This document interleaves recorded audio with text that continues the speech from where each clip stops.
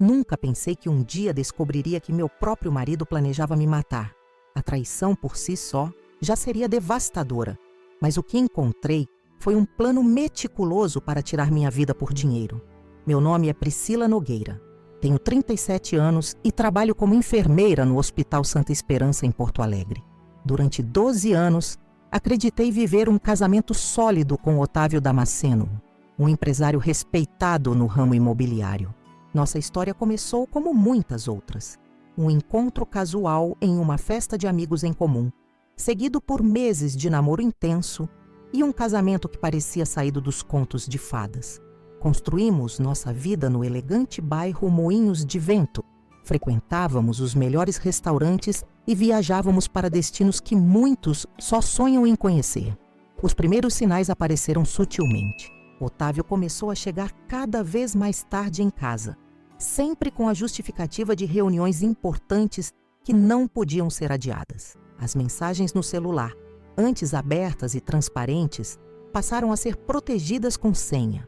Quando questionado, reagia com irritação desproporcional, acusando-me de não confiar nele e de sufocar sua privacidade. Aquele homem atencioso e carinhoso dos primeiros anos de casamento estava se transformando em alguém distante e defensivo.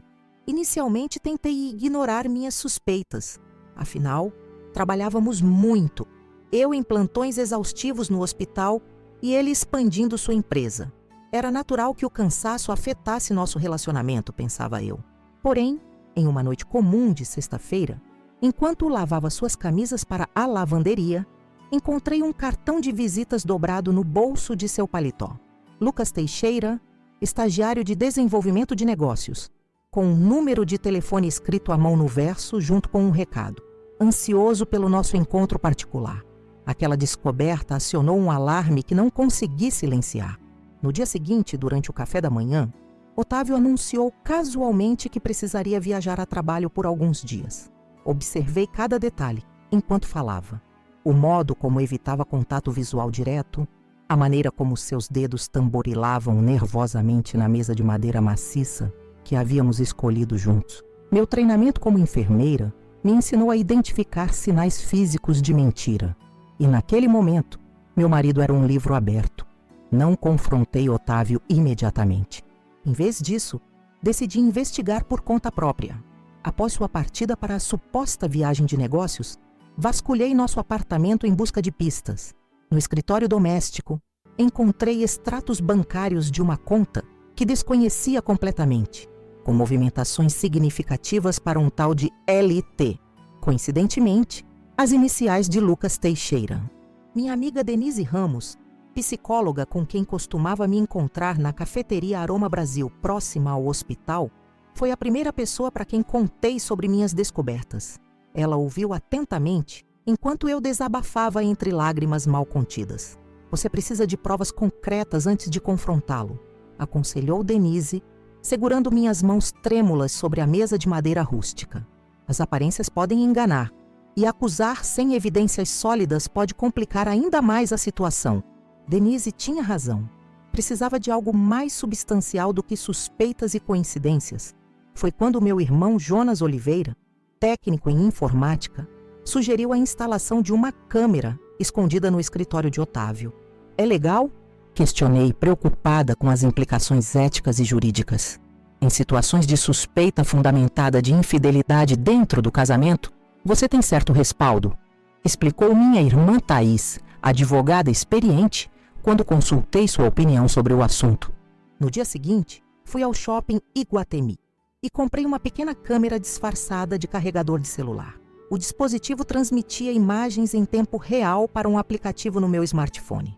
Agora, precisava encontrar uma oportunidade para instalá-la no escritório de Otávio sem levantar suspeitas. A chance surgiu quando Ronaldo Pacheco, sócio de Otávio, organizou um almoço de negócios fora do escritório. Liguei para a empresa com a desculpa de precisar entregar documentos importantes que meu marido havia esquecido em casa. Flávia Duarte, a secretária por quem inicialmente suspeitava que Otávio estivesse me traindo, informou que ele estaria fora por pelo menos 2 horas. Com o coração acelerado, entrei no imponente edifício da Empreendimentos Horizonte no centro financeiro da cidade. A recepcionista me reconheceu imediatamente e permitiu minha entrada sem questionamentos. No elevador, ensaiei mentalmente a desculpa que daria caso Otávio retornasse inesperadamente. Apenas queria fazer uma surpresa, deixando seu perfume favorito na gaveta, já que ele mencionara que o antigo havia acabado. O escritório estava vazio quando cheguei. Rapidamente localizei um ponto estratégico para posicionar a câmera, próximo à estante de livros que ficava de frente para a mesa de Otávio, parcialmente escondida por um vaso de plantas. O dispositivo estava perfeitamente camuflado e, conforme testei pelo celular, capturava perfeitamente toda a sala. Nos dias que se seguiram, vivi uma montanha-russa emocional. Checava o aplicativo compulsivamente, mas as primeiras 48 horas não revelaram nada além da rotina normal de trabalho. Reuniões com clientes, conversas com a secretária sobre agendamentos, telefonemas de negócios. Comecei a duvidar das minhas suspeitas e a sentir culpa pela invasão de privacidade. Talvez estivesse exagerando, deixando a insegurança tomar conta da razão. Foi no terceiro dia, uma quarta-feira chuvosa, que tudo mudou. Otávio havia me informado que teria reuniões até tarde. Por volta das 19 horas, enquanto preparava um chá para acalmar meus nervos, decidi verificar o aplicativo uma última vez antes de tentar relaxar com um livro. O que vi na tela do celular congelou meu sangue. Otávio não estava sozinho em sua sala. Um jovem de aproximadamente 25 anos, cabelos castanhos e corpo atlético, estava sentado confortavelmente no sofá lateral. Aumentei o volume para ouvir a conversa e a intimidade entre eles era inegável. Aquele era Lucas Teixeira, o estagiário cujo cartão havia encontrado semanas antes. No entanto, não estavam apenas discutindo negócios ou mesmo tendo um caso. Estavam planejando algo muito mais sombrio. E o seguro? Já confirmou o valor? Perguntou Lucas, enquanto mexia distraidamente em seu relógio de pulso. Otávio sorriu de uma maneira que nunca havia visto antes. Fria e calculista. 2 milhões. Contratei há 3 anos quando ela começou a trabalhar na UTI. O valor aumentou por causa do risco da profissão. Lucas assentiu, visivelmente satisfeito com a informação. Meu estômago se contorceu quando compreendi o que estava presenciando. Não era apenas um caso extraconjugal. Era uma conspiração. Enquanto continuava assistindo, paralisada pelo choque, eles começaram a detalhar um plano para se livrar de mim e ficar com o dinheiro do meu seguro de vida. Mencionavam datas, métodos, álibis. Discutiam friamente sobre como transformariam minha morte em um trágico acidente doméstico.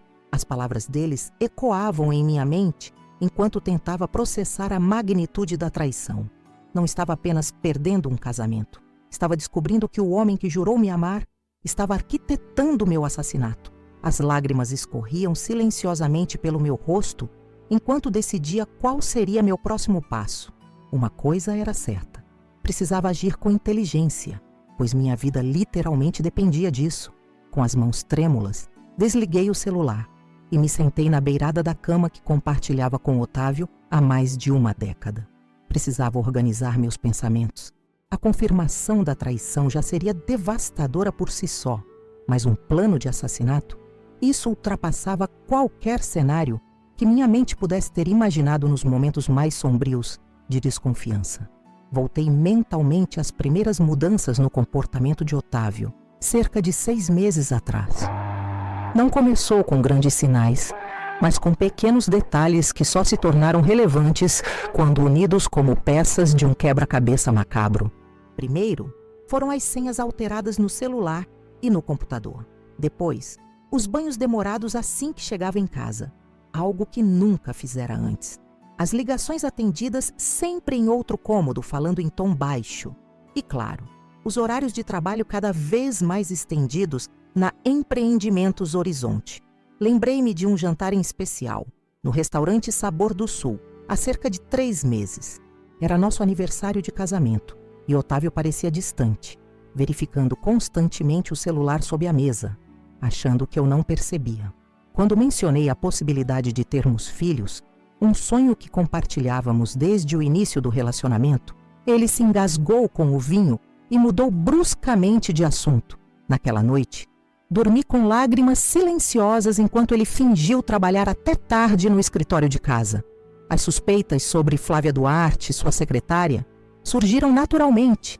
Ela era jovem, atraente, sempre impecavelmente vestida e demonstrava uma lealdade quase obsessiva a Otávio. Nos eventos corporativos, notava como ela o seguia com os olhos, como sorria amplamente quando ele se aproximava. Em uma festa de fim de ano da empresa, flagrei um toque prolongado de mãos durante uma troca de documentos. Pequenas coisas, talvez insignificantes isoladamente, mas que alimentavam minhas inseguranças. Você está vendo fantasmas, Pri, disse minha amiga Denise durante um de nossos encontros na cafeteria Aroma Brasil. Otávio sempre foi louco por você. Homens passam por fases estranhas, especialmente quando chegam aos 40. Queria acreditar nela. Realmente queria. Mas havia algo na minha intuição que gritava cada vez mais alto que algo estava profundamente errado. Foi quando decidi investigar por conta própria. Ainda incerta se descobriria uma traição, problemas financeiros ou talvez uma crise de meia-idade. Uma tarde, saí mais cedo do plantão no Hospital Santa Esperança com a desculpa de uma forte enxaqueca. Em vez de ir para casa, dirigi até o shopping Iguatemi. Caminhei nervosamente pelos corredores até encontrar uma loja de eletrônicos. O vendedor, um rapaz jovem com óculos de armação grossa, me olhou com curiosidade quando pedi informações sobre câmeras de vigilância discretas. É para monitorar uma babá. Menti, sentindo o rosto queimar de vergonha. Tenho recebido algumas reclamações dos vizinhos. Saí da loja com uma pequena câmera do tamanho de um carregador de celular e instruções detalhadas sobre como instalá-la. O dispositivo transmitia as imagens diretamente para um aplicativo no meu smartphone. O investimento não foi pequeno, quase R$1.000. Mas naquele momento, a paz de espírito parecia não ter preço. O próximo desafio seria encontrar uma oportunidade para instalar o equipamento no escritório de Otávio sem levantar suspeitas. A chance surgiu mais rápido do que esperava. No dia seguinte, durante o café da manhã, Otávio mencionou casualmente que teria uma reunião externa com um cliente importante. "Devo voltar apenas no final da tarde", comentou, evitando meu olhar enquanto ajustava a gravata azul marinho que eu havia lhe dado no Natal anterior. "Com quem será a reunião?", perguntei, tentando manter o tom casual enquanto espalhava geleia na torrada. "Aquele grupo investidor de São Paulo. Ronaldo estará comigo. Ronaldo Pacheco, seu sócio há mais de 15 anos. O álibi perfeito." Assim que Otávio saiu, liguei para o escritório dele. Atendeu Flávia com sua voz melíflua e profissional. "Empreendimentos? Horizonte, bom dia. Flávia, é a Priscila." Tentei soar amigável, como sempre fazia nas raras ocasiões em que ligava para o escritório. Otávio esqueceu alguns documentos importantes para a reunião com os investidores. "Posso passar aí para deixar?" Houve uma breve hesitação antes de sua resposta. Mas ele acabou de sair com o Ronaldo para buscar os investidores no aeroporto. Meu coração acelerou. Primeiro ponto de contradição. "Sim, ele me pediu para levar. Estarei aí em meia hora, tudo bem?" "Claro, sem problemas", respondeu, agora claramente desconfortável. Vesti-me rapidamente com um conjunto que usaria normalmente para trabalhar no hospital. Nada que chamasse atenção. Separei algumas pastas vazias para criar a ilusão dos tais documentos e coloquei a pequena câmera cuidadosamente na bolsa. O trajeto até o centro financeiro da cidade, onde ficava o escritório de Otávio, nunca pareceu tão longo.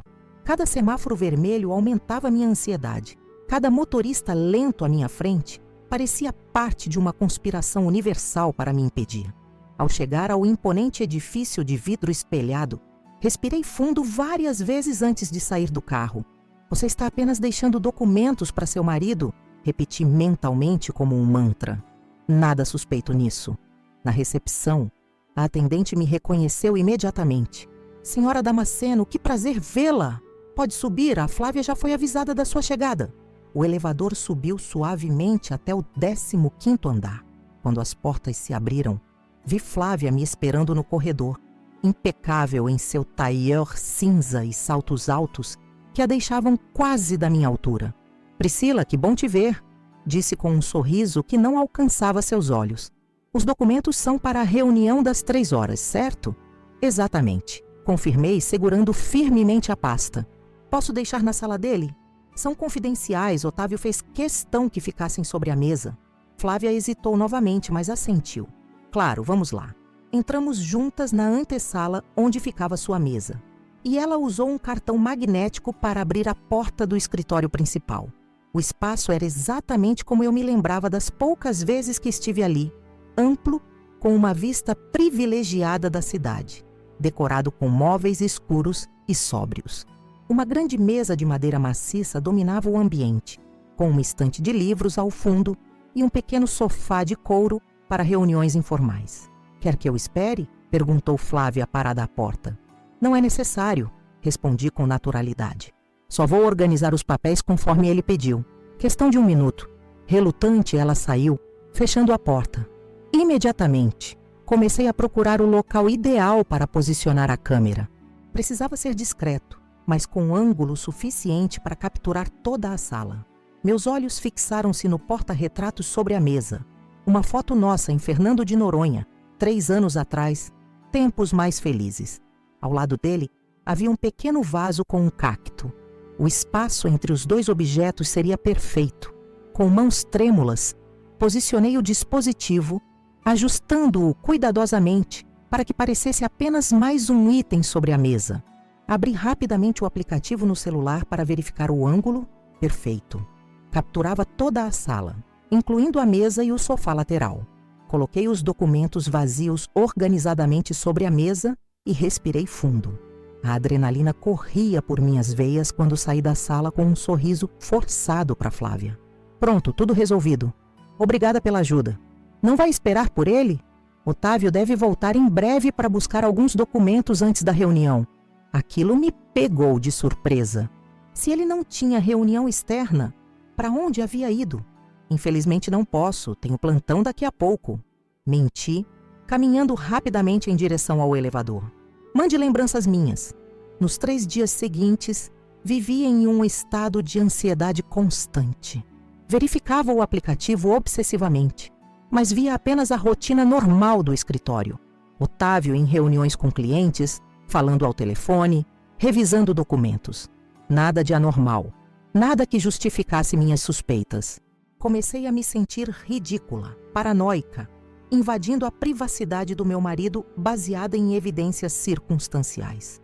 Na tarde do 3º dia, estava no vestiário do hospital, trocando de roupa após um plantão exaustivo na UTI, quando decidi checar o aplicativo mais uma vez antes de dirigir para casa.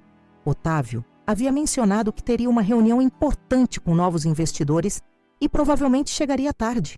Abri o app esperando ver a sala vazia, ou no máximo, meu marido revisando papéis como de costume. Mas a imagem que apareceu na tela do meu celular fez meu coração praticamente parar.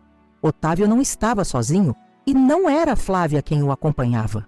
Um jovem que nunca tinha visto antes estava sentado confortavelmente no sofá de couro.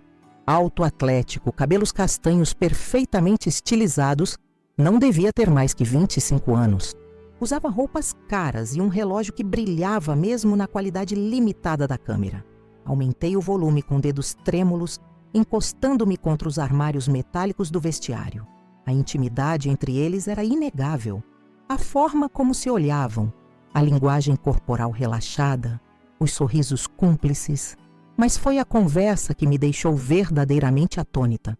Lucas, precisamos ser cuidadosos, dizia Otávio, servindo 2 taças de uísque de uma garrafa que guardava na gaveta inferior da escrivaninha.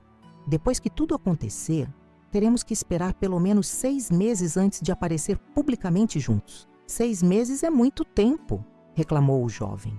Lucas, aparentemente, aceitando a bebida. Já esperei demais por você. Otávio se aproximou, sentando-se ao lado dele no sofá, muito mais perto do que qualquer relação profissional justificaria. É o tempo necessário para não levantar suspeitas. O seguro tem uma cláusula de investigação em caso de morte acidental. Seguro? Morte acidental? As palavras penetraram minha consciência lentamente, como agulhas afiadas. Não podia ser o que estava pensando. Simplesmente não podia. E você tem certeza que são 2 milhões? Perguntou Lucas, inclinando-se para a frente com interesse renovado. É muito dinheiro. O sorriso de Otávio, meu marido, o homem com quem compartilhei mais de uma década da minha vida, era frio, calculista, completamente estranho para mim. 2 milhões garantidos. Quando ela começou na UTI, fiz questão de aumentar a cobertura por causa do risco da profissão. Sou o único beneficiário. Meu estômago se contraiu violentamente. Apoiei-me nos armários, sentindo as pernas fraquejarem. Uma colega de trabalho entrou no vestiário e me olhou com preocupação. Priscila, você está bem? Está pálida? Estou ótima, balbuciei, forçando um sorriso. Só cansada. Plantão difícil. Assim que ela saiu, voltei minha atenção para o celular, aumentando ainda mais o volume, desesperada para não perder nenhum detalhe daquela conversa surreal. O plano é simples, continuava Otávio, agora em tom conspiratório. Na próxima semana estarei viajando a trabalho para São Paulo. Você vai até o apartamento com a chave que te dei. O sistema de aquecimento a gás do banheiro pode ser facilmente adulterado para liberar monóxido de carbono enquanto ela estiver no banho. Não deixa marcas, vai parecer um acidente trágico com o aquecedor defeituoso. Lucas parecia hesitante. E se algo der errado? Não vai dar, garantiu Otávio com uma confiança que me fez gelar. Já pesquisei tudo e eu terei um álibi perfeito. Estarei em um jantar com clientes em São Paulo, com dezenas de testemunhas. Enquanto isso, você executa o plano e depois volta para a sua vida normal. Em 6 meses, começamos de novo, em outro lugar, ricos e livres. As lágrimas escorriam pelo meu rosto enquanto eu assistia, paralisada, a minha sentença de morte sendo discutida como quem planeja uma viagem de férias. Não era apenas um caso extraconjugal, algo que, por si só, já teria destroçado meu mundo. Era uma conspiração para me assassinar. O homem que jurou me amar e proteger estava planejando meticulosamente minha morte para ficar com outro homem e com o dinheiro do meu seguro. Desliguei o celular, incapaz de continuar assistindo. Sentei-me no banco do vestiário, tentando respirar através dos soluços que ameaçavam me sufocar. Minha mente girava em um turbilhão de emoções. Choque, horror, traição, raiva, medo. Principalmente medo. Estava vivendo sob o mesmo teto que um homem que planejava me matar. Comia à mesma mesa, dormia na mesma cama, compartilhava intimidade com alguém que me via como um obstáculo a ser eliminado. O que eu faria agora? Confrontá-lo estava fora de questão. Seria perigoso demais. Precisava de ajuda, de proteção, de um plano. Com mãos trêmulas, disquei o número da única pessoa em quem podia confiar completamente naquele momento. Thaís? Sou eu. Preciso te ver urgentemente. É questão de vida ou morte. Literalmente. Minha irmã, sempre tão centrada e prática, percebeu imediatamente a gravidade na minha voz. Onde você está? No hospital acabei meu plantão. Não vá para casa, instruiu ela com firmeza. Venha direto para meu escritório. Estou te esperando. Enquanto dirigia pelas ruas movimentadas de Porto Alegre, em direção ao escritório de advocacia Monteiro, em Associados, uma certeza crescia dentro de mim. Minha vida nunca mais seria a mesma. O casamento que acreditava ter, o homem que pensei conhecer, tudo era uma ilusão. Uma fachada elaborada escondendo algo monstruoso. A câmera que instalei para confirmar uma suspeita de traição havia revelado algo muito mais sinistro. E agora, enquanto as lágrimas embaçavam minha visão, sabia que a batalha pela minha própria sobrevivência estava apenas começando. O escritório de advocacia da minha irmã ficava em um prédio histórico restaurado no centro da cidade. Estacionei o carro de qualquer jeito e praticamente corri até a entrada, ignorando o segurança que tentou me deter para a identificação. Thaís já me esperava na recepção, alarmada com meu estado. "Pelo amor de Deus, o que aconteceu?" perguntou, levando-me rapidamente para sua sala privativa, longe dos olhares curiosos dos outros advogados. Fechou a porta e serviu-me um copo d'água das mãos trêmulas. Não consegui responder imediatamente. A realidade da situação me atingiu com força total naquele momento seguro. Longe de Otávio, longe da fachada que mantinha em casa. Desabei na poltrona de couro e deixei as lágrimas fluírem livremente pela primeira vez. "Ele quer me matar, Thaís." Otávio está planejando me matar. Minha irmã, sempre tão composta e racional, empalideceu visivelmente. Do que você está falando? Isso é uma acusação gravíssima. Com dedos ainda trêmulos, peguei meu celular e mostrei a ela as imagens capturadas pela câmera escondida. Assistimos juntas à conversa macabra entre meu marido e seu amante, a frieza com que discutiam os detalhes do meu acidente, a ganância por trás do plano. Meu Deus! Murmurou Thaís quando terminamos de assistir, seu rosto uma máscara de horror. Temos que ir à polícia imediatamente. E dizer o quê? Questionei, a voz embargada pela emoção. Que espionei meu marido ilegalmente, que invadi a privacidade dele, instalando uma câmera escondida no escritório. Qual juiz vai aceitar isso como prova? Thaís caminhou até sua mesa, o cérebro jurídico claramente funcionando a todo vapor. A gravação pode não ser admissível em tribunal por ter sido obtida sem consentimento, mas é suficiente para iniciar uma investigação. Temos evidências de conspiração para homicídio. Isso é sério, Priscila. E se não acreditarem em mim?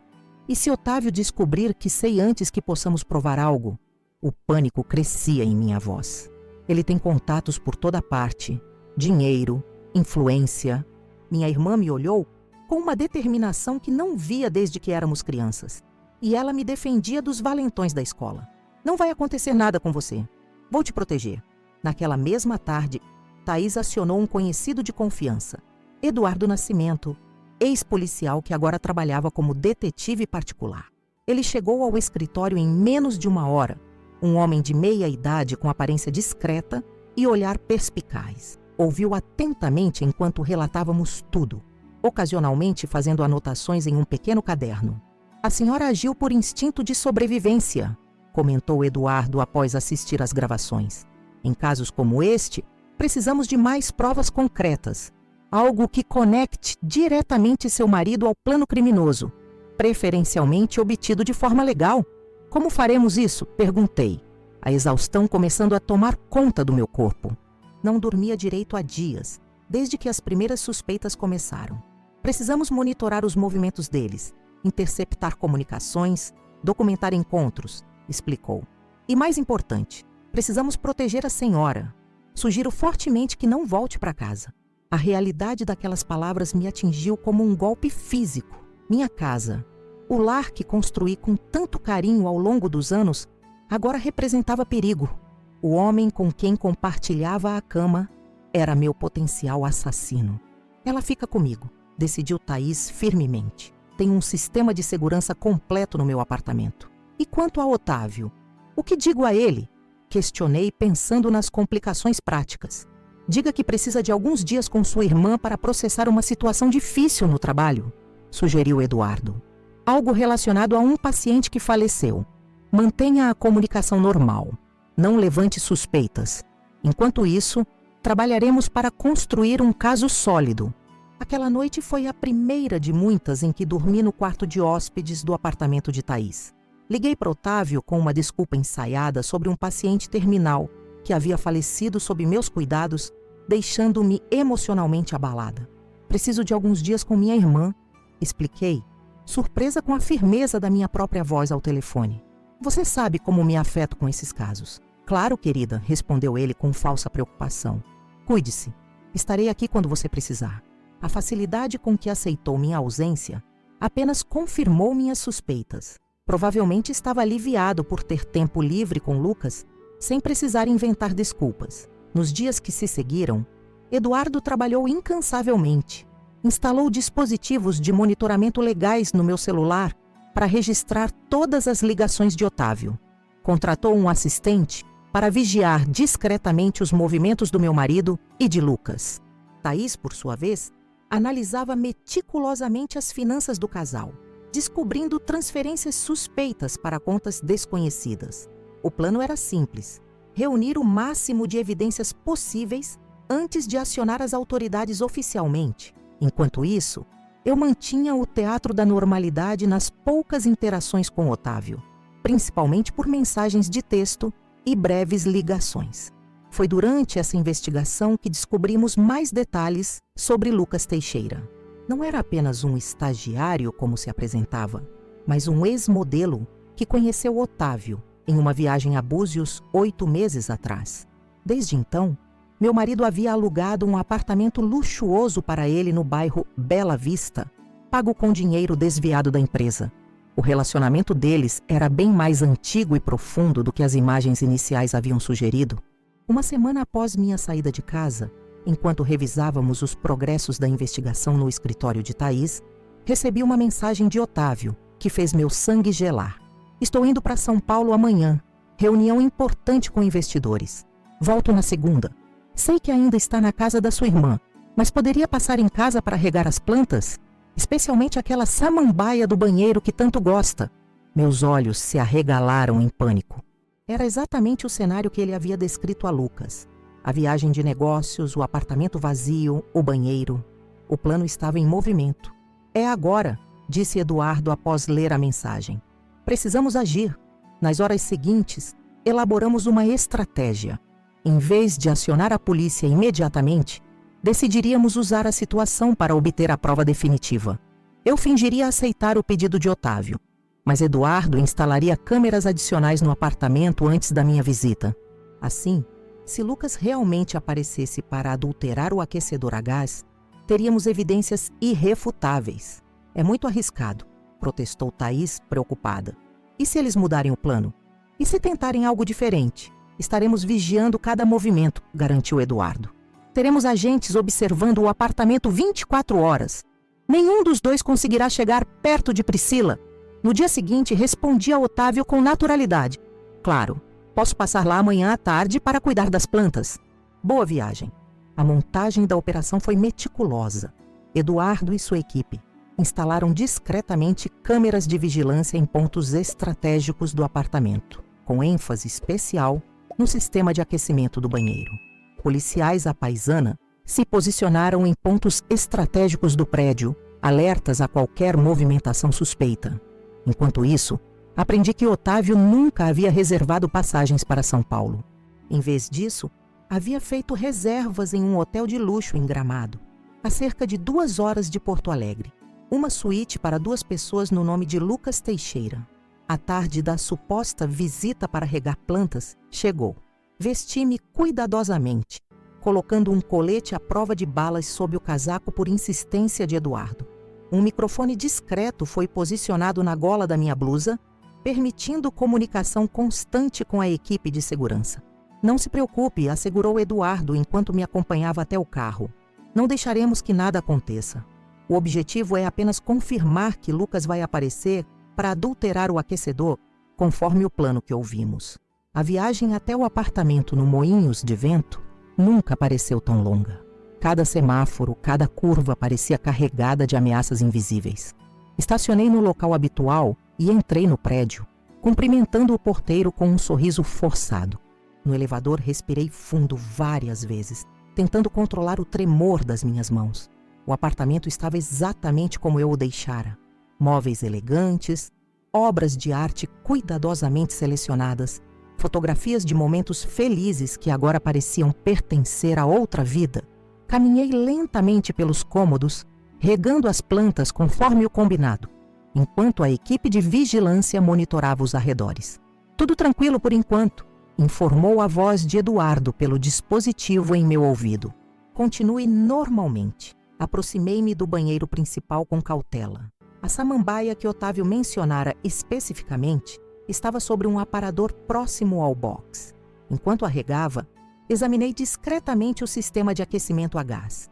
Parecia intacto, sem sinais de adulteração. Foi quando ouvi um ruído na porta da frente. O som inconfundível de uma chave girando na fechadura. Meu coração disparou. Alguém está entrando? Sussurrei para o microfone. Repito, alguém está entrando no apartamento. Mantenha a calma, instruiu Eduardo. Estamos a postos. Se for Lucas, deixe-o falar. Precisamos de confissão verbal. Saí do banheiro e caminhei até a sala, fingindo surpresa quando a porta se abriu. Mas não era Lucas quem entrou. Era o próprio Otávio. Priscila? Exclamou ele, aparentemente surpreso por me encontrar ali. Pensei que você viria mais tarde. Minha mente trabalhava freneticamente. Otávio deveria estar viajando para São Paulo. Por que estava ali? Onde estava Lucas? O plano havia mudado? Terminei mais cedo no hospital. Respondi, tentando manter a voz firme. Vim regar as plantas como combinamos. Otávio sorriu, fechando a porta atrás de si. Havia algo diferente em seu olhar. Algo que nunca havia notado antes. Uma frieza calculista que agora reconhecia por ter visto nas gravações. Que bom que veio, disse ele, aproximando-se lentamente. Senti sua falta. Pensei que você estivesse em São Paulo, comentei, recuando instintivamente alguns passos. Mudança de planos de última hora. Seu sorriso não alcançava os olhos. A reunião foi cancelada. Naquele instante, percebi o erro terrível que havíamos cometido. O plano nunca fora fazer Lucas vir ao apartamento para adulterar o aquecedor. Aquilo era apenas uma conversa encenada, talvez suspeitando que estavam sendo monitorados. O verdadeiro plano era mais simples e direto, atrair-me de volta ao apartamento. Está tudo bem, Pri? Perguntou Otávio, notando minha expressão. Parece assustada. Estou bem, forcei um sorriso. Só surpresa em te ver aqui. Ele deu mais alguns passos em minha direção. Sabe, tenho pensado muito sobre nós últimos dias, sobre nosso casamento, nosso futuro. Cada nervo do meu corpo gritava perigo. Onde estava a equipe de Eduardo? Por que não intervinham? Eu também, respondi, ganhando tempo enquanto discretamente pressionava o botão de emergência no dispositivo de comunicação. Foi quando notei algo na mão direita de Otávio, parcialmente escondida na manga do paletó. Algo que brilhou momentaneamente sob a luz. Uma seringa. O que é isso na sua mão? Perguntei diretamente, abandonando qualquer pretensão. O semblante de Otávio mudou instantaneamente. O sorriso desapareceu, substituído por uma expressão que jamais imaginei ver no rosto do homem com quem casei. Puro, implacável ódio. Você sabe, não é? Perguntou ele, avançando rapidamente. Sabe de tudo. Recuei até bater contra a parede. Do que está falando, Otávio? Você está me assustando. A câmera no meu escritório, sibilou ele. Acha que não notei? Acha que sou idiota? Meu sangue gelou. Como ele descobrira? Tínhamos sido tão cuidadosos. Não precisava ser assim, continuou, revelando completamente a seringa. Teria sido rápido, indolor, um acidente trágico. Agora teremos que improvisar. Naquele momento, a porta do apartamento explodiu. Eduardo e 2 policiais invadiram com armas em punho, gritando ordens para Otávio se render. Tudo aconteceu em segundos. Otávio, encurralado, tentou avançar contra mim com a seringa, mas foi derrubado por um dos agentes antes que pudesse me alcançar. Enquanto o imobilizavam no chão, vi o conteúdo da seringa. Um líquido transparente que mais tarde descobriríamos ser uma mistura letal de insulina e potássio, capaz de causar parada cardíaca sem deixar vestígios detectáveis em uma autópsia convencional. Senhora Nogueira, está ferida? Perguntou Eduardo, aproximando-se rapidamente. Não consegui responder. Minhas pernas cederam e escorreguei pela parede até o chão, os olhos fixos no homem que agora se debatia e gritava enquanto era algemado. O homem com quem compartilhei sonhos, planos, intimidade. O homem que havia planejado meticulosamente minha morte.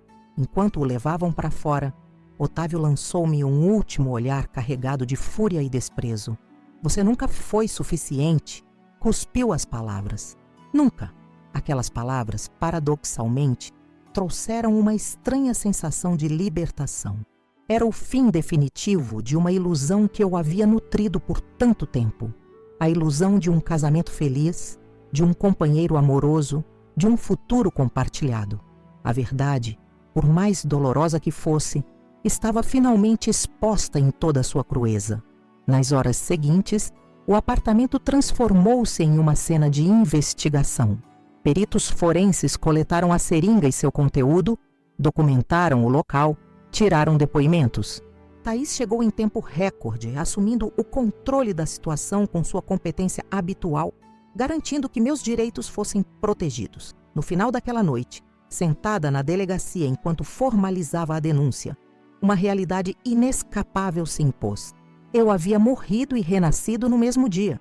A Priscila confiante, a esposa dedicada, a mulher que acreditava conhecer seu lugar no mundo, essa pessoa não existia mais.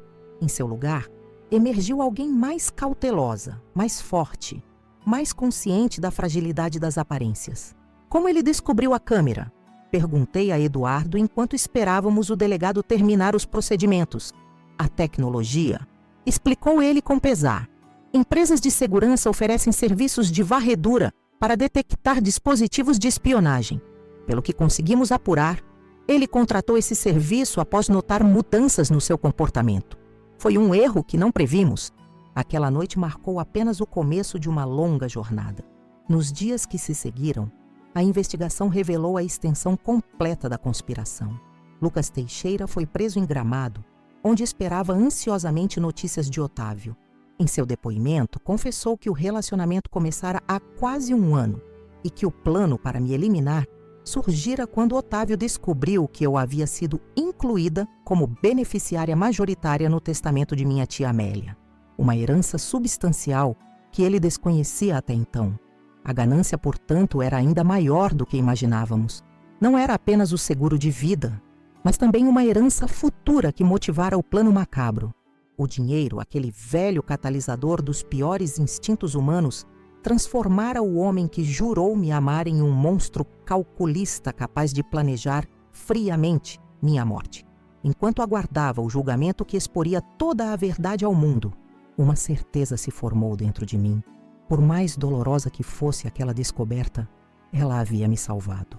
Não apenas de um destino fatal, mas de uma vida inteira baseada em mentiras.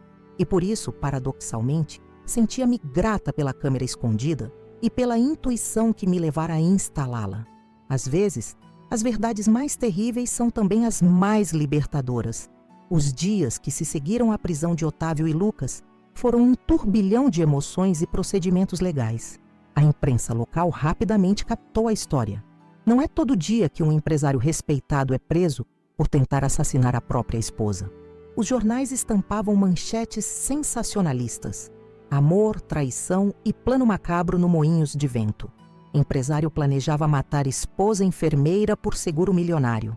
Meu nome e rosto estavam em toda parte, transformando minha dor privada em espetáculo público. Ignore as notícias por enquanto, aconselhou Thaís enquanto me servia um chá de camomila em seu apartamento, que havia se tornado meu refúgio. Concentre-se apenas no processo. Mais fácil falar do que fazer.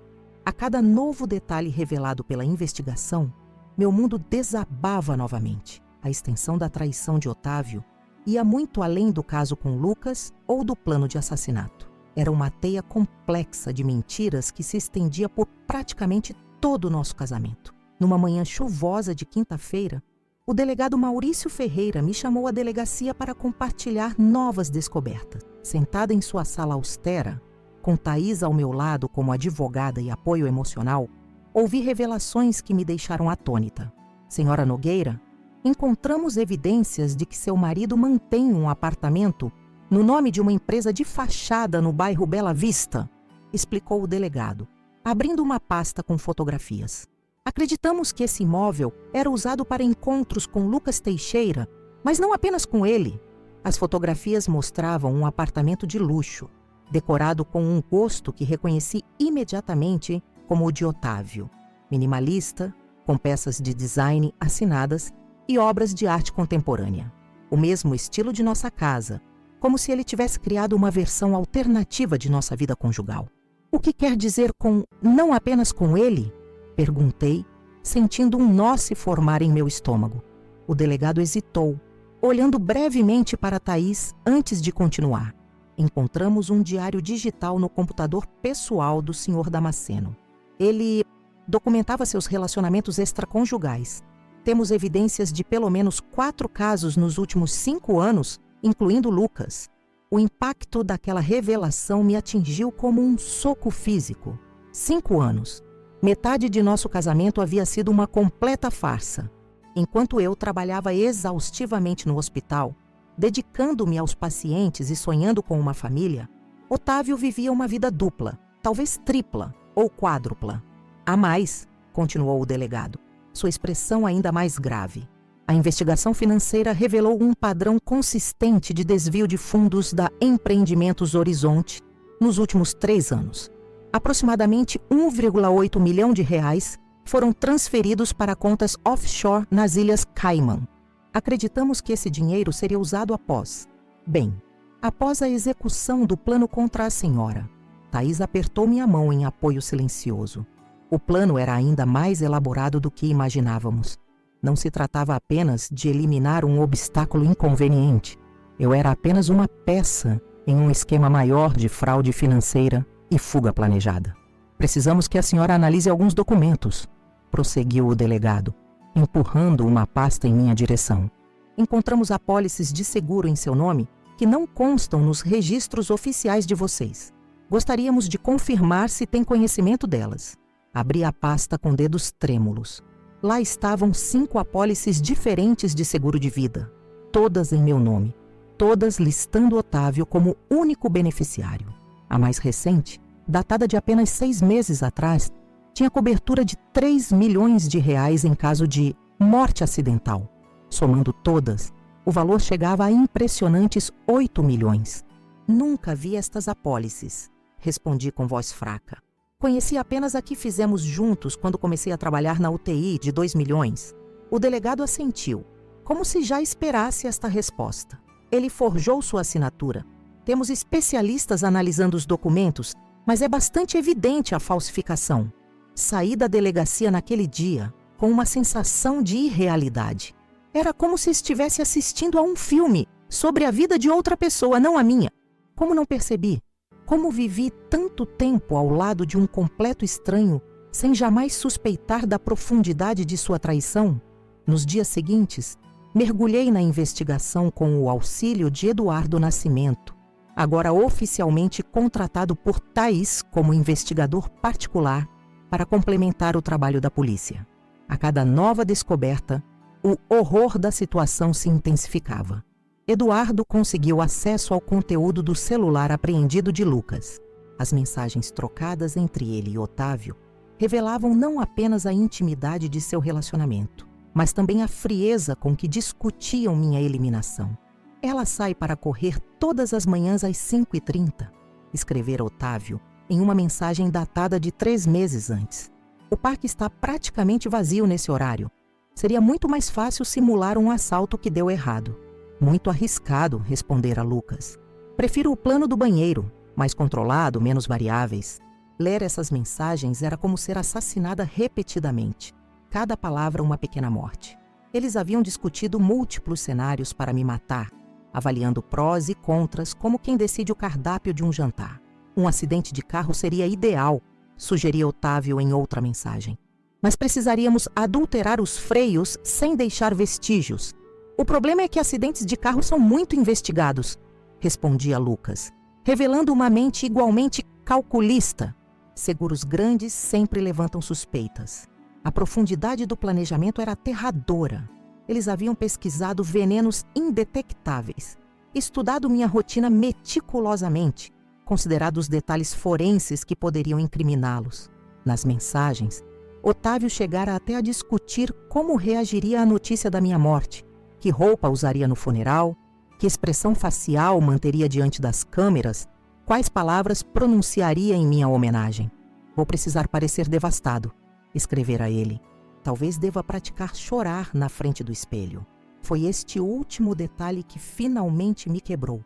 Sentada no escritório de Eduardo, deixei o celular cair sobre a mesa e cobri o rosto com as mãos, soluçando incontrolavelmente. A ideia de Otávio ensaiando lágrimas falsas por minha morte, treinando o papel de viúvo enlutado, era a personificação absoluta da crueldade. Eduardo, com sua gentileza discreta, afastou-se para me dar espaço.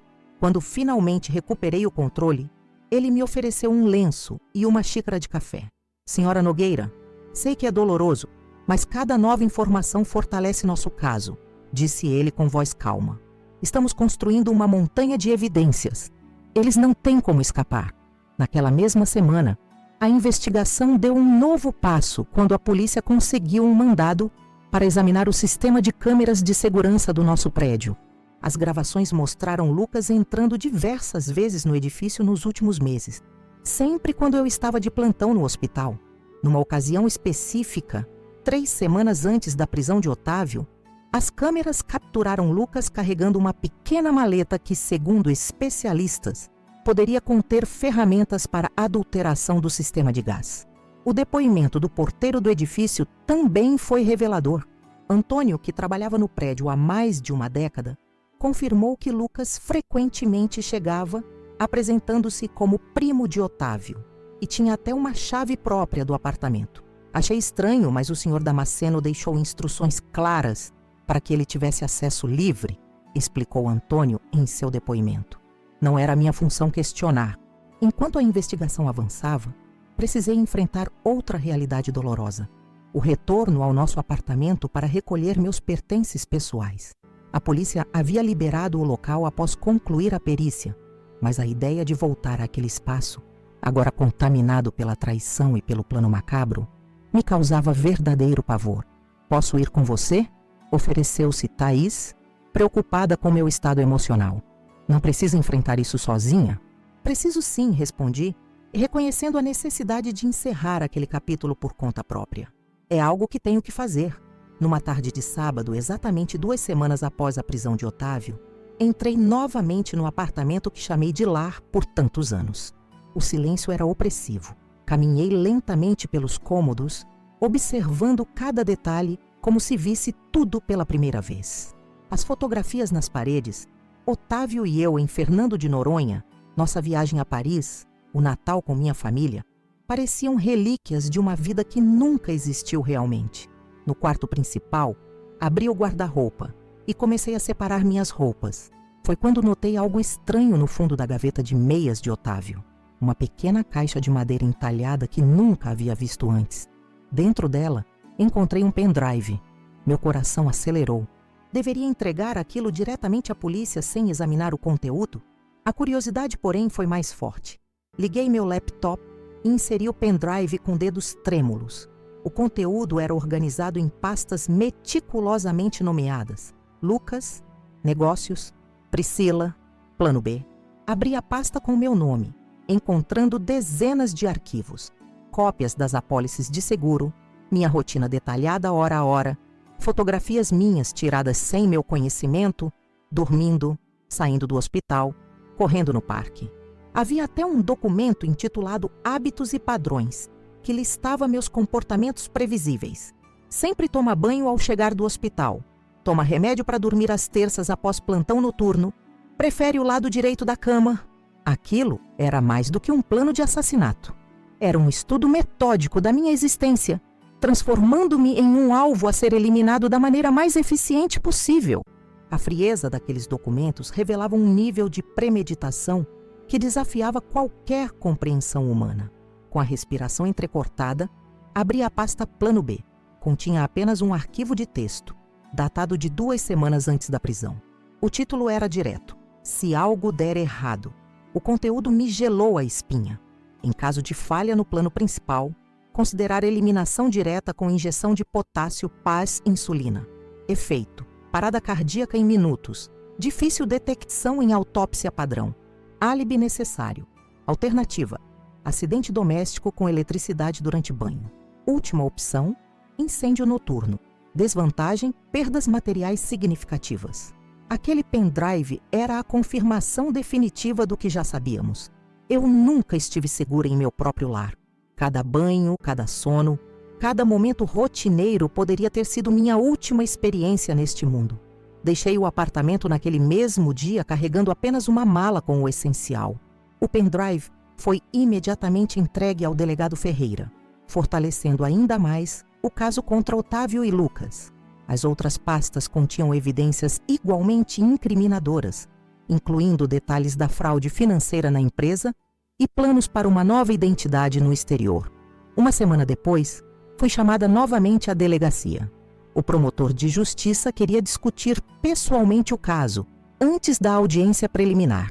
Temos um caso sólido, senhora Nogueira, explicou Renato Vieira, um homem de meia idade com expressão séria e olhar compassivo. Conspira-se para homicídio qualificado, fraude financeira, falsificação de documentos. A lista de acusações é extensa. Qual a pena prevista? Perguntei, ainda tentando processar a realidade de que meu marido enfrentaria um julgamento criminal. considerando todos os agravantes. Estamos falando de 20 a 30 anos de reclusão, respondeu ele, consultando suas anotações. O caso é praticamente irrefutável com as evidências que temos. Foi quando o promotor me fez uma pergunta que me pegou completamente desprevenida. A senhora considera a possibilidade de um acordo judicial? Acordo? Repeti confusa. Que tipo de acordo? O advogado de Otávio nos procurou, explicou ele cauteloso. Seu marido está disposto a confessar e fornecer detalhes completos sobre a fraude financeira em troca de uma redução na pena. Aparentemente, há outras pessoas envolvidas no esquema de desvio que ainda não identificamos. A ideia de qualquer tipo de negociação com Otávio me causou revolta instantânea. Ele planejou me matar friamente por meses, talvez anos, e agora quer um desconto na pena? O promotor levantou as mãos em gesto apaziguador. Entendo sua indignação e a decisão final é da justiça. Apenas achei que deveria estar ciente da situação. Saí daquela reunião com um novo peso sobre os ombros. A perspectiva de enfrentar um julgamento público, de ter cada detalhe sórdido de meu casamento exposto nos tribunais e na mídia, era aterradora. Ao mesmo tempo, a ideia de Otávio receber qualquer tipo de clemência me parecia profundamente injusta. Naquela noite, deitada no quarto de hóspedes de Thaís, que agora ocupava permanentemente, refleti sobre tudo o que havia acontecido. Em apenas algumas semanas, minha vida havia sido completamente transformada. O casamento que acreditava ser sólido revelou-se uma construção elaborada de mentiras. O homem que jurei amar até que a morte nos separasse havia, ironicamente, planejado garantir que essa separação viesse prematuramente e pelas mãos dele. O que mais me atormentava, porém, não eram as mentiras ou mesmo o plano de assassinato. Era a revelação de minha própria cegueira. Como não percebi os sinais? Como ignorei as inconsistências, as ausências, as pequenas contradições que agora, em retrospectiva, pareciam tão óbvias? Talvez o amor seja mesmo cego, ou talvez a confiança, uma vez estabelecida, cria uma espécie de filtro que nos impede de enxergar a verdade inconveniente. Durante anos, construí uma narrativa sobre meu casamento e sobre Otávio, que simplesmente não correspondia à realidade. Preferia acreditar na ilusão confortável em vez de enfrentar a verdade dolorosa.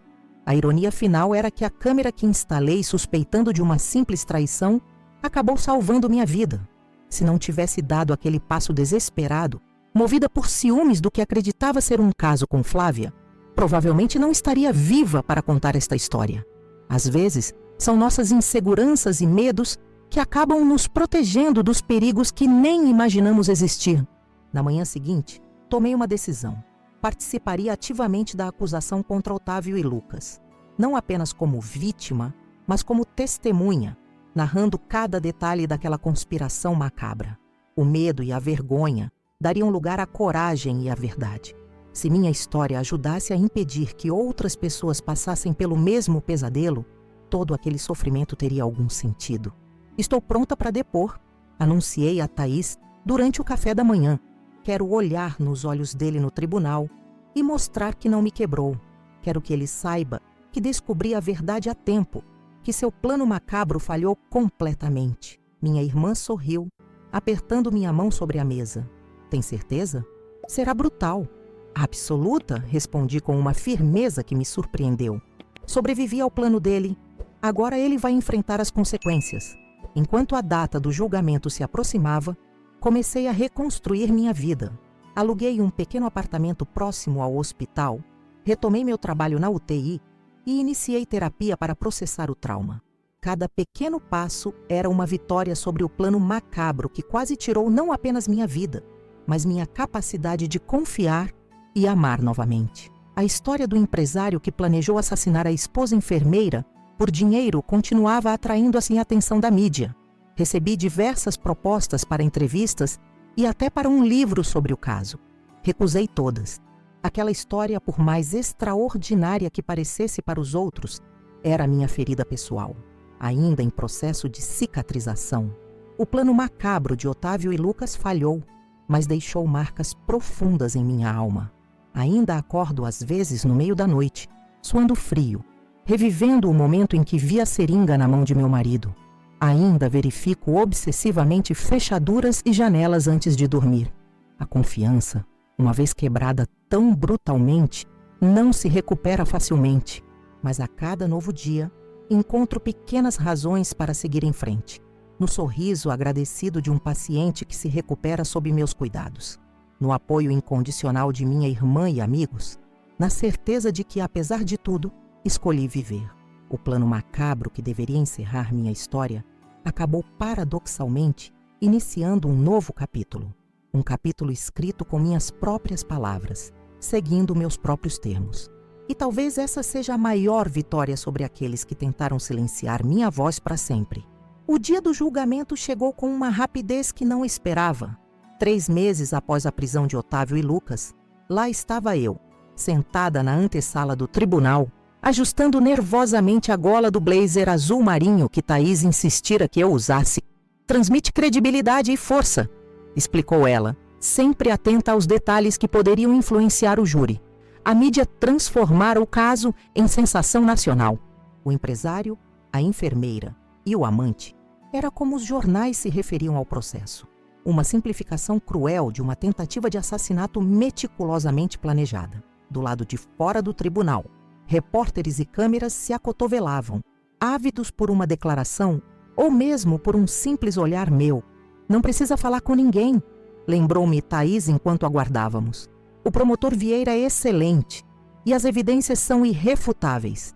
Estou preparada, respondi, embora sentisse meu coração martelando contra as costelas. A ideia de enfrentar Otávio novamente, de olhar nos olhos do homem que planejou minha morte, me causava um misto de pavor e uma estranha determinação.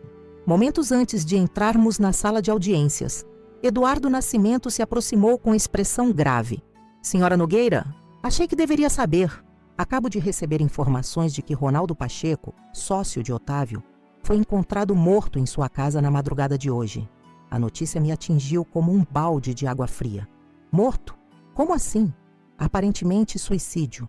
Uma carta foi encontrada mencionando participação no esquema de fraude da empresa e temor de ser implicado no processo. Eduardo hesitou antes de completar. Mas há elementos estranhos na cena que a polícia está investigando.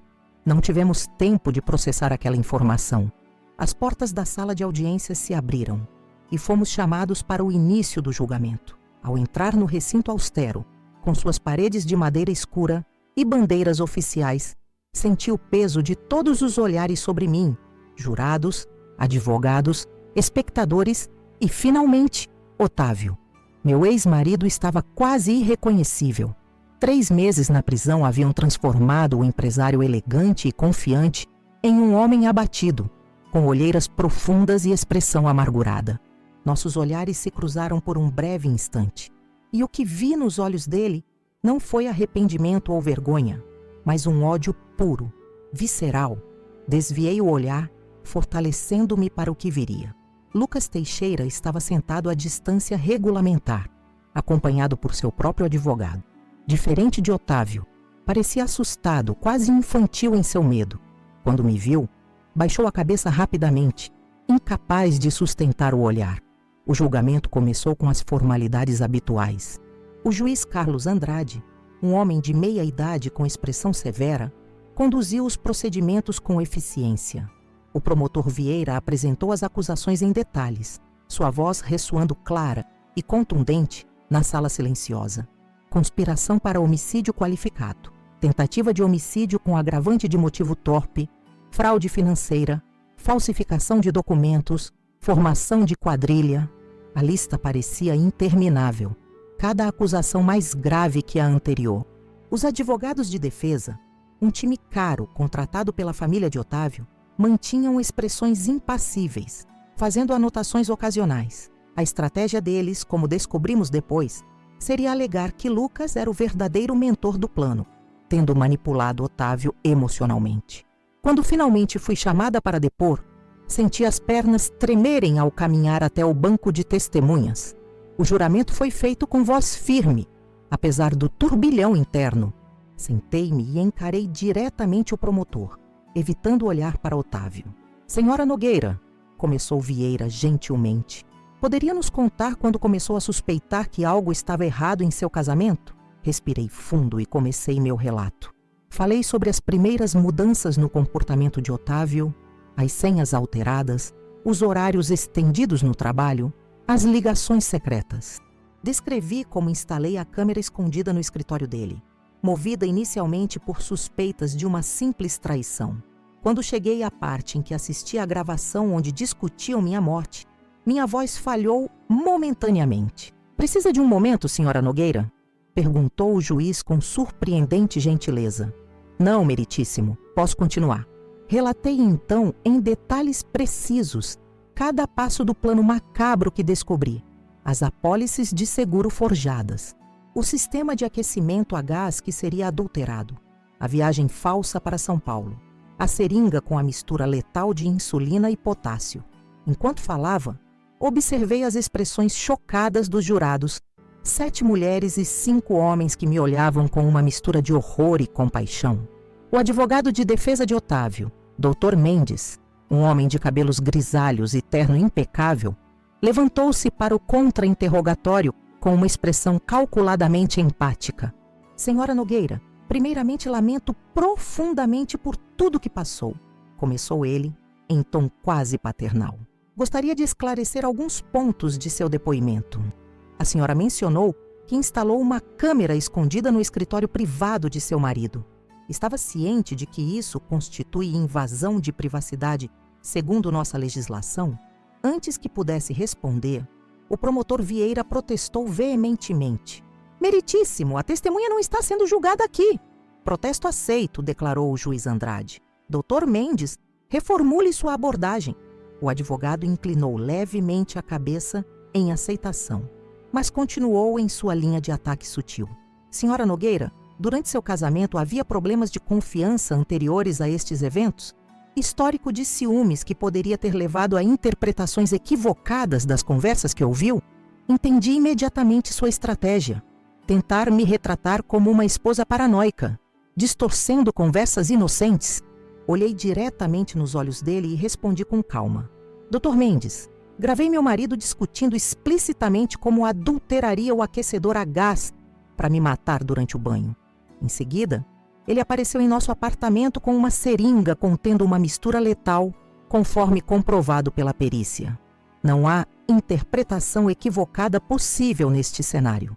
Um murmúrio de aprovação percorreu a sala, rapidamente silenciado pelo juiz.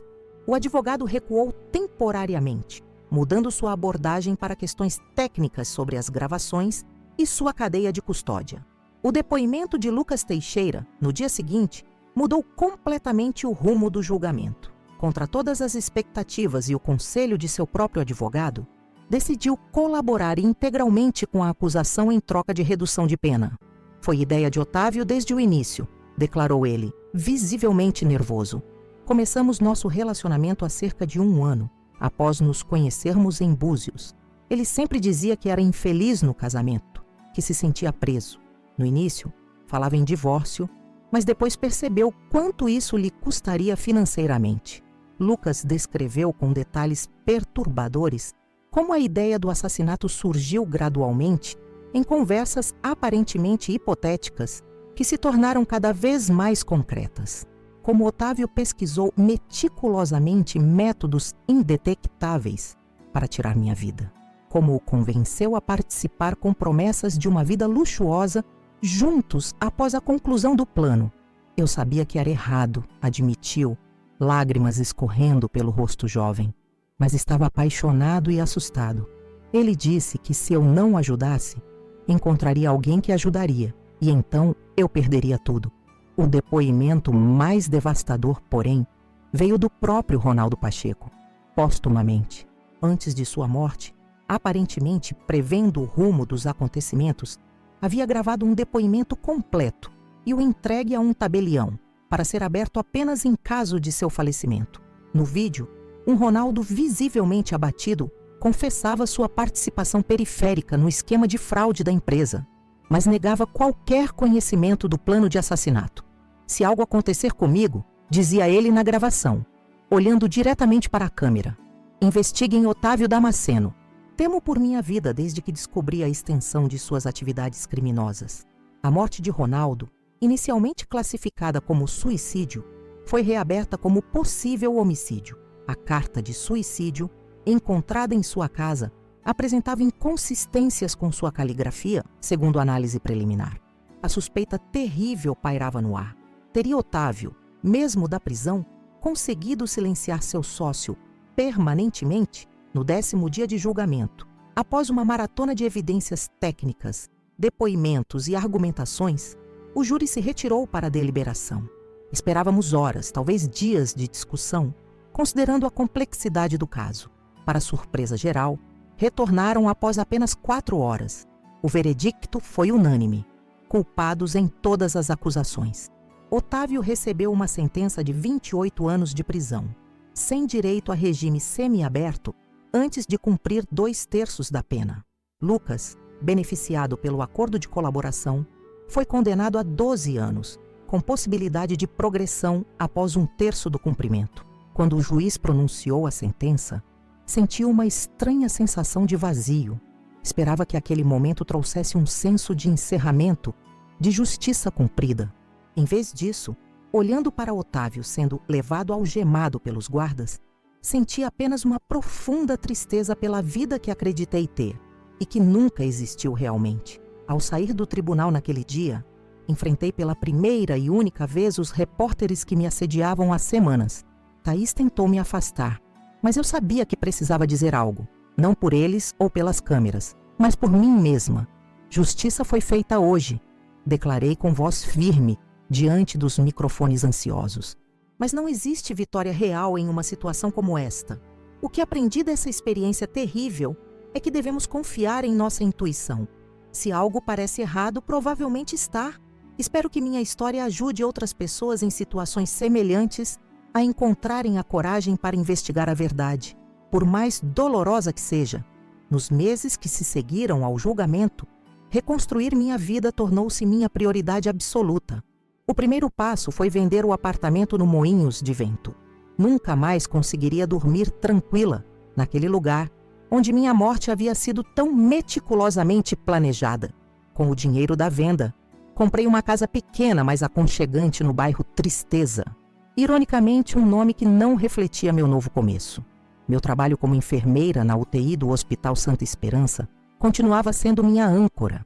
Cuidar de pacientes em estado crítico, lutar diariamente pela vida alheia, ganhou um significado ainda mais profundo após ter enfrentado tão de perto minha própria mortalidade. Meus colegas, que acompanharam todo o drama pela mídia, demonstraram um apoio surpreendente, protegendo-me de curiosos e criando um ambiente seguro, onde podia simplesmente ser uma profissional de saúde. Não a enfermeira que quase foi assassinada pelo marido. A terapia 2 vezes por semana com a docoritora. Ângela Monteiro tornou-se fundamental no meu processo de cura. Ela me ajudou a navegar pelo complexo labirinto de emoções. A raiva, o medo, a culpa por não ter percebido antes, a vergonha de ter sido enganada por tanto tempo. O que aconteceu não define quem você é, repetia ela frequentemente durante nossas sessões. Define apenas quem Otávio é. Gradualmente, aquelas palavras começaram a fazer sentido. A traição dele não era resultado de algo que fiz ou deixei de fazer. Era fruto de sua própria natureza, de suas escolhas. Esta compreensão, embora simples na teoria, representou uma revolução na minha forma de processar os eventos. 6 meses após o julgamento, recebi uma ligação inesperada. Guilherme Bastos, diretor clínico do hospital, queria me encontrar com urgência. Chegando ao seu escritório, encontrei-o acompanhado por uma mulher de meia idade que me parecia vagamente familiar. Priscila, esta é Mariana Campos, da Secretaria Estadual de Saúde, apresentou Guilherme. Ela tem uma proposta para você. Mariana explicou que estavam desenvolvendo um programa estadual de proteção a profissionais de saúde vítimas de violência doméstica. O projeto ofereceria suporte psicológico, jurídico e de segurança para médicos, enfermeiros e técnicos em situações vulneráveis. Gostaríamos que você coordenasse o programa, concluiu ela. Sua experiência pessoal, combinada com sua formação profissional, traz uma perspectiva única que poderia ajudar muitas pessoas.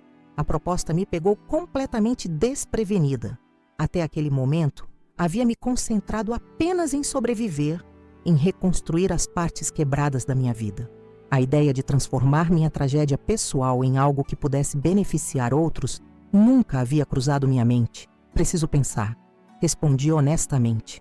Nas semanas seguintes, a proposta ocupou constantemente meus pensamentos. Discuti exaustivamente com Thaís, com minha terapeuta, comigo mesma. Seria reabrir a ferida diariamente? Ou seria uma forma de ressignificar o trauma? A resposta veio de maneira inesperada. Durante um plantão noturno, atendi uma jovem médica residente com hematomas no rosto e marcas de dedos nos braços. Sinais clássicos de agressão física que eu reconhecia bem de meus anos na emergência.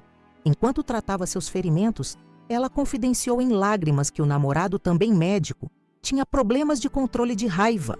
É a primeira vez que acontece, justificou ela. O clássico discurso de tantas vítimas. Ele prometeu que nunca mais vai se descontrolar assim.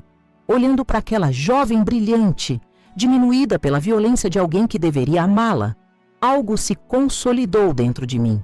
Compartilhei brevemente minha história, enfatizando como a violência raramente é um evento isolado, mas o início de um padrão que tende a escalar. Você merece mais, disse a ela, segurando suas mãos trêmulas. Todos merecemos relacionamentos que nos elevem, não que nos destruam. Na manhã seguinte, liguei para Mariana aceitando a proposta. 2 semanas depois, o programa Renascer foi oficialmente lançado, com sede própria anexa ao Hospital Santa Esperança. Começamos modestamente, com uma equipe de 3 pessoas, mas a demanda rapidamente demonstrou a urgência daquele tipo de iniciativa. Em paralelo ao programa, comecei a dar palestras em hospitais, universidades e congressos de saúde, compartilhando minha experiência e educando profissionais sobre os sinais de relacionamentos abusivos. Meu objetivo não era me transformar em um símbolo ou celebridade, mas usar minha história para prevenir que outras pessoas passassem pelo mesmo pesadelo. 1 ano após o julgamento, recebi uma carta da prisão. Reconheci imediatamente a caligrafia elegante de Otávio.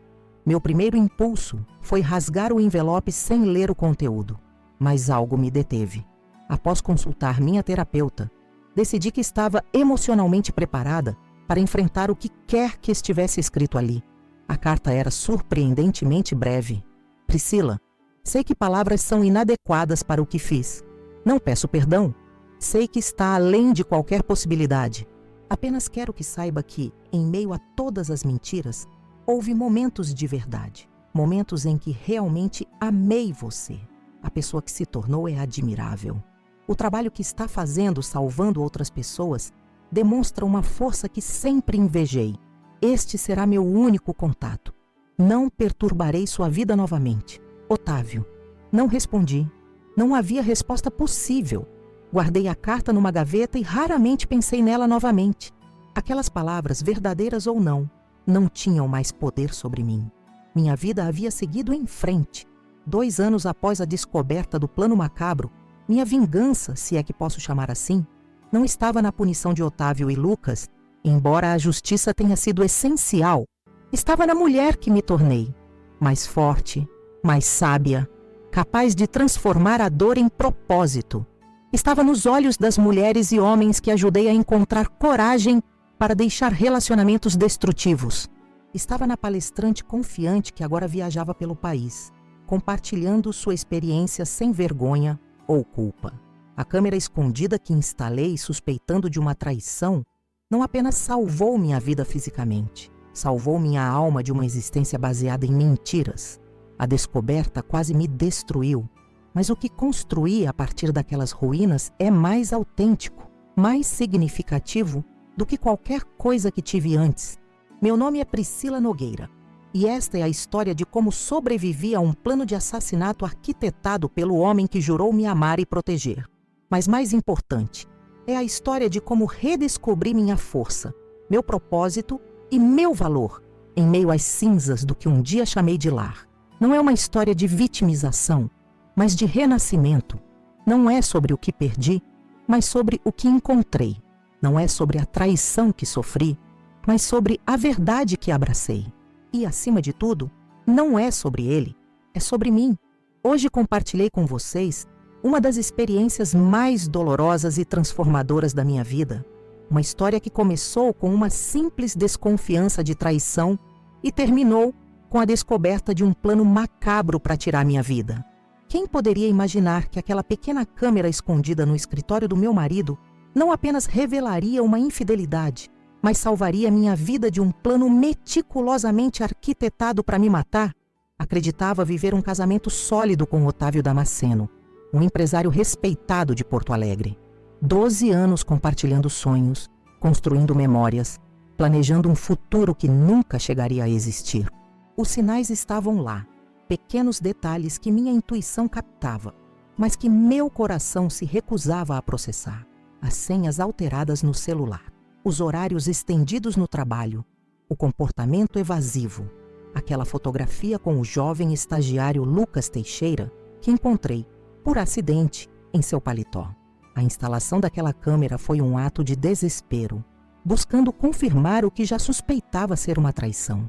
Jamais imaginei que capturaria meu próprio marido discutindo friamente como me mataria para receber o dinheiro do meu seguro de vida.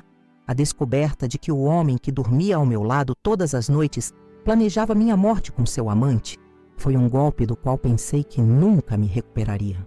O que se seguiu foi uma verdadeira operação para garantir minha segurança e coletar evidências suficientes para incriminar Otávio e Lucas.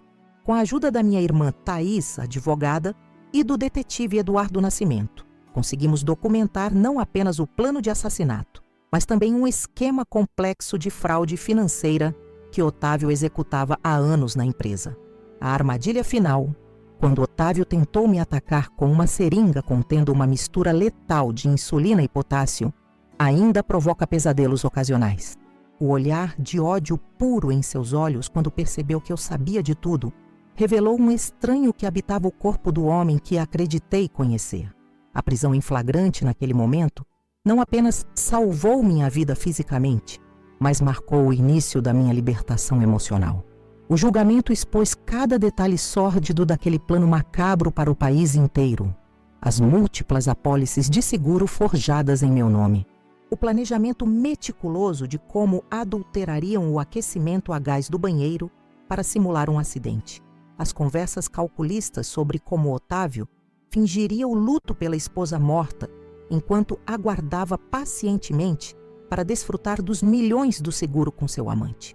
A morte suspeita de Ronaldo, sócio de Otávio, adicionou uma camada ainda mais sombria à história, sugerindo que, mesmo da prisão, meu ex-marido ainda era capaz de silenciar testemunhas potenciais. O depoimento póstumo de Ronaldo, porém, foi crucial para fortalecer o caso e garantir a condenação máxima. Quando a sentença foi pronunciada, 28 anos para Otávio e 12 para Lucas, não senti a satisfação que esperava. Em vez disso, experimentei um vazio profundo, seguido pela compreensão de que precisava reconstruir cada aspecto da minha vida. Vender o apartamento que chamei de lar, reaprender a confiar em pessoas, encontrar um novo propósito além da sobrevivência imediata. O convite para coordenar o programa Renascer, voltado para profissionais de saúde vítimas de violência doméstica, representou o ponto de virada na minha jornada. Transformar meu trauma em algo que pudesse ajudar outros não apenas deu sentido ao sofrimento, mas me permitiu reclamar minha narrativa. Não era mais apenas a enfermeira que quase foi assassinada pelo marido, mas alguém cujas experiências serviam um propósito maior. A carta que Otávio me enviou da prisão permanece guardada numa gaveta, raramente lida ou lembrada. Suas palavras, verdadeiras ou não têm mais o poder de me afetar. Minha vingança não está na punição que ele recebeu, mas na mulher que me tornei apesar dele. Forte, resiliente, capaz de transformar dor em propósito. Se existe uma lição a ser aprendida desta história terrível, é a importância de confiar em nossa intuição. Aquela voz interior que sussurra quando algo não está certo, mesmo quando não conseguimos articular exatamente o que é. Se algo parece errado, provavelmente está. Não ignore os sinais. Não racionalize comportamentos suspeitos. Não permita que o medo de descobrir a verdade o mantenha numa mentira confortável. A descoberta quase me destruiu, mas o que construí a partir daquelas ruínas é mais autêntico, mais significativo do que qualquer coisa que tive antes. Não é uma história de vitimização, mas de renascimento. Não se trata do que perdi, mas do que encontrei. Gostaria de agradecer sinceramente a todos que acompanharam meu relato até aqui. Compartilhar esta história não é fácil. Reviver cada momento doloroso, cada descoberta chocante, cada batalha para reconstruir minha vida. Mas se minha experiência ajudar pelo menos uma pessoa a reconhecer sinais de perigo em seu próprio relacionamento, terá valido a pena. Agora quero pedir algo importante. Se esta história tocou você de alguma forma, por favor, inscreva-se no canal Vingança do Dia. Seu apoio é fundamental para que mais histórias como a minha possam ser compartilhadas, talvez salvando vidas no processo. Deixe seu like neste vídeo e, principalmente, comente o que achou. Sua interação não é apenas um número para nós. É um incentivo, uma confirmação de que estas histórias importam. Você consegue imaginar como seria estar na minha situação? O que teria feito ao descobrir que seu parceiro planejava tirar sua vida? Deixe sua opinião nos comentários. Adoraria saber o que você pensa e como esta história ressoou com suas próprias experiências. Produzir estes vídeos diariamente exige muito trabalho e dedicação. Pesquisa, roteiro, gravação, edição. Cada etapa demanda tempo e recursos. Por isso, se puder, considere contribuir através do Valeu Demais, nossa forma de doação que aparece durante a reprodução do vídeo. Mesmo pequenas quantias fazem uma enorme diferença, permitindo que continuemos trazendo histórias impactantes como esta todos os dias. Seu apoio não é apenas financeiro, é um reconhecimento da importância deste trabalho. Ajuda a manter o canal funcionando e a alcançar mais pessoas que precisam ouvir estas histórias, seja para identificar situações de risco em suas próprias vidas, seja para encontrar conforto sabendo que não estão sozinhas em suas lutas. Há muitas outras histórias incríveis em nosso canal. Histórias de traição, superação, justiça e renascimento. Convido você a explorar esses vídeos anteriores. Cada um traz uma perspectiva única sobre a complexidade das relações humanas e a surpreendente resiliência do espírito humano. Obrigada por me ouvir hoje. Obrigada por testemunhar minha história. Obrigada por fazer parte desta comunidade que acredita no poder das narrativas pessoais para transformar vidas. Espero vê-lo novamente em nosso próximo vídeo aqui no canal Vingança do Dia. Até lá, confie em sua intuição e valorize pessoas que realmente merecem seu amor e confiança. Meu nome é Priscila Nogueira e esta foi minha história de como sobrevivi ao plano macabro do homem que jurou me amar, apenas para descobrir que ele planejava minha morte. Mais importante, é a história de como encontrei força para reconstruir minha vida e ajudar outros a fazerem o mesmo. Espero sinceramente que você se inscreva e continue acompanhando o canal Vingança do Dia. Sua presença significa muito para todos nós.